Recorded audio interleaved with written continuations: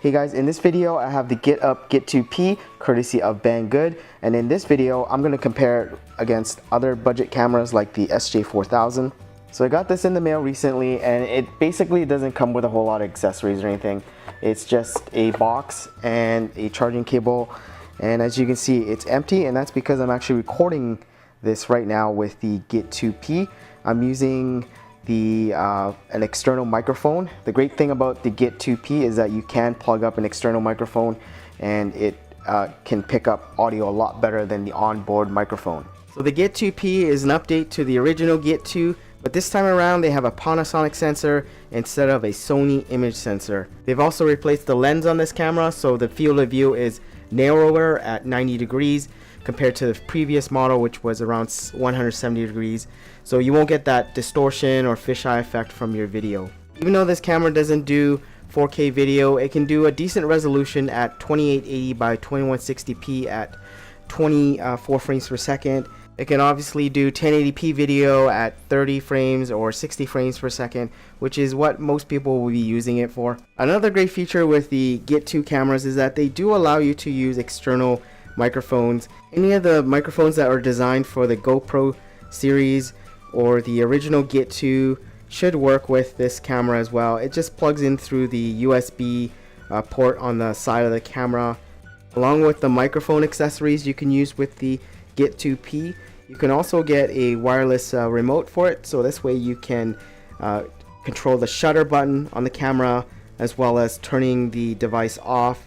So you can just press the button to take a picture or start a video, and that comes in really handy when you have the camera on a tripod. Since the camera is also Wi-Fi enabled, you can obviously connect to it and then use the app that is available on the Play Store as well as the App Store. Another comparable camera that I have is the SJ4000 by SJCam. Here you can see them compared side by side.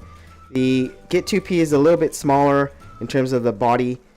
However, because of the 90-degree lens, it does stick up a little bit more than the SJ4000. Accessories made for the SJ4000 won't work with the Git2P, obviously because of the size of the body as well as the lens.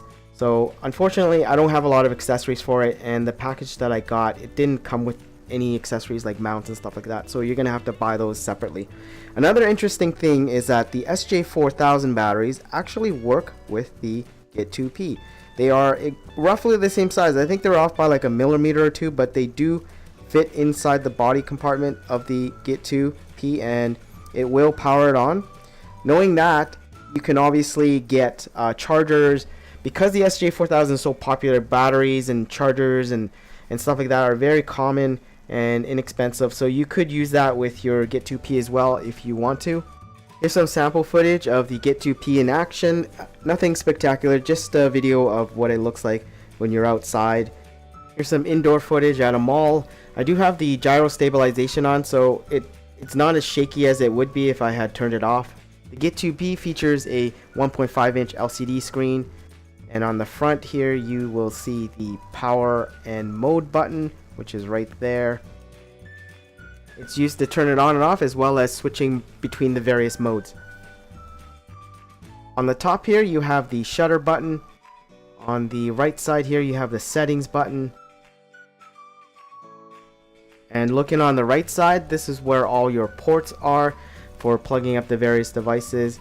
Here is the mini USB port for allowing you to plug in an external microphone, and here is the micro HDMI and the onboard microphone.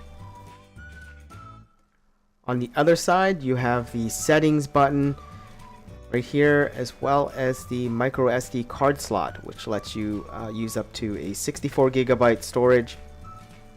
To turn on the camera, what you have to do is hold down the power button in the front here for a few seconds.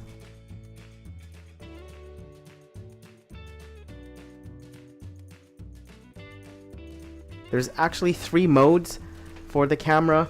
When you first start off, it will be in video mode, and then by hitting the power/mode button in the front, you can flip between the modes. So the next mode after this is the photo mode, and you can tell that by the icon there. It's a camera icon, and then hitting it again, you get into playback mode. It's where you could review your video or images, and then hitting it again, you get into the system settings. Press the shutter button once to get into it, and this is where you can do things like pair your remote with your camera, as well as set up the Wi-Fi. You can advance through the various settings by hitting the mode button in the front, and then toggle a setting by hitting the shutter up top. There are a lot of settings in here, but probably the most important one will be the Wi-Fi setting, which will allow you to use your smartphone app to control it. This is also where you set up the remote control pairing for the wrist remote, which you can buy separately. The system menu is also where you would want to go if you want to format your card. So you would select that option here to format your SD card. When you're done in this menu, hit the settings button on the right side, and it should bring you out of that system setting menu. While you're in video mode, it also has its own settings. So if you hit the settings button on the right here, it will bring up the video settings for video mode. The most important setting would probably be your video resolution. I usually have mine set at 1080p 30 frames per second, and I'll quickly scroll through the various options. Basically, press the mode button on the front to advance the various options, and press the shutter button to toggle it or change the setting. When you're done configuring it, you can hit the settings button on the right hand side to exit out of it. Photo capturing mode will also have its own settings, so if you hit the settings button again on the right hand side, it will bring up its own options. Here you can set things like the resolution and how many megapixels you want your images to be, and various other settings, as well as white balance, as contrast and stuff like that. This action camera will also let you shoot photos in RAW mode, which I find really interesting.